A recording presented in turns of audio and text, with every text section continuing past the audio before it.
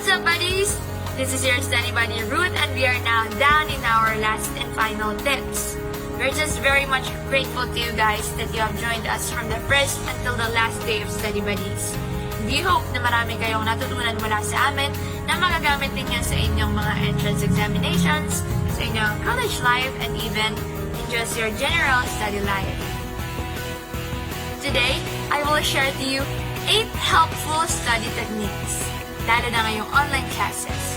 So to those of you that wants to develop effective study techniques, this is for you.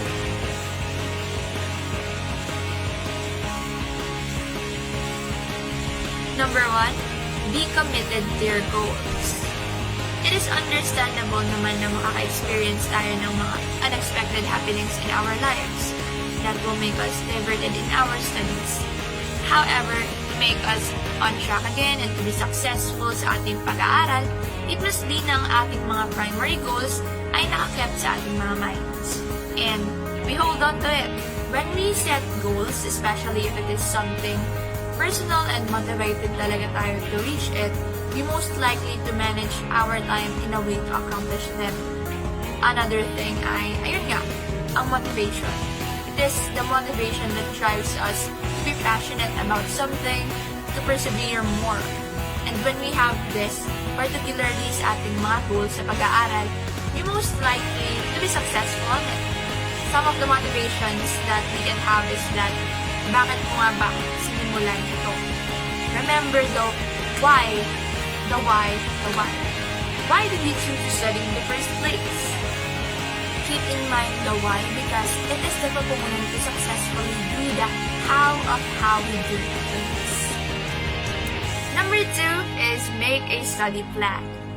Set out a clear and achievable plan and stick to it 95% of the time.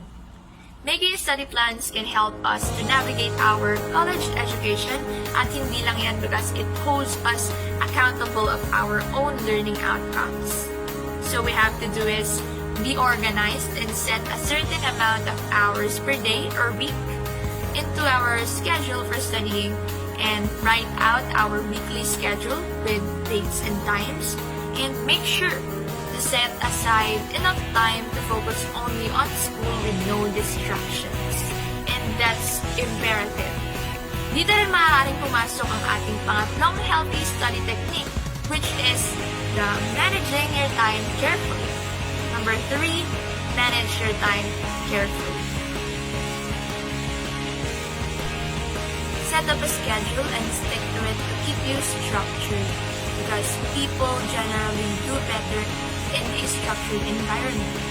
I-estimate mo kung how much time you will need for studying, and you can also inform your family and friends or housemates of the schedule that you have set up so that they cannot bother you in those times of you studying.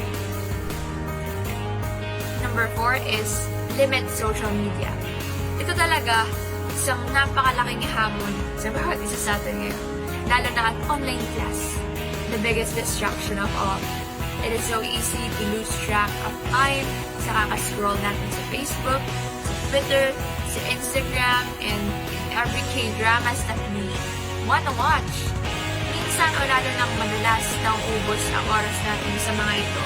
And one way to stay focused in our studies is by logging off. Be disciplined. If we really are committed to what we aim for, we should know how to deal with those that are of less importance. Number 5, break down the tasks. Yes, tasks dapat ang nagbe-break down. So ayun na nga, the best way to study is to break the information down. It is easier to retain small amounts of information at a time, and it is not as time-consuming. You do not feel as though you are cramming. We can divide the time on each section, which ultimately puts us in control of what we are studying. And it prevents us from studying to take over us. So small breaks in between sections will allow us also to refresh our brains and give us the extra boost na kailangan natin to continue. Number 6, to be effective in studying, you should take down notes. We should write down the important points so hindi naman nabago sa atin to, no?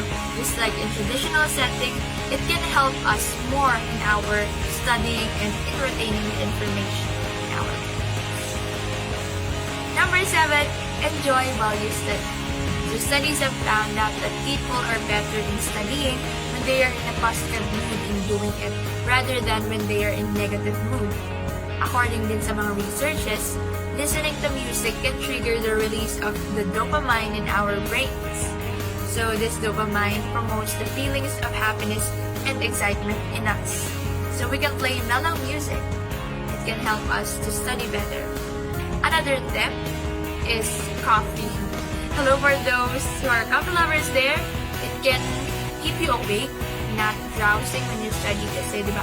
Minsan nga, nakakantok nga naman. Kung basta lang kahaba-haba at ano. For the last and final tip, it is reward yourself. Do not get burned all the time by overstudying. You should reward yourself sometime because you deserve also to relax and to replenish the energy from the sometimes na mind-draining study. So that's it, buddies! That's the 8 helpful study techniques that can help you in your college life. So this marks the end of Study Buddies. I hope you have fun and learn something for you to get ready in your college life journey. Good luck!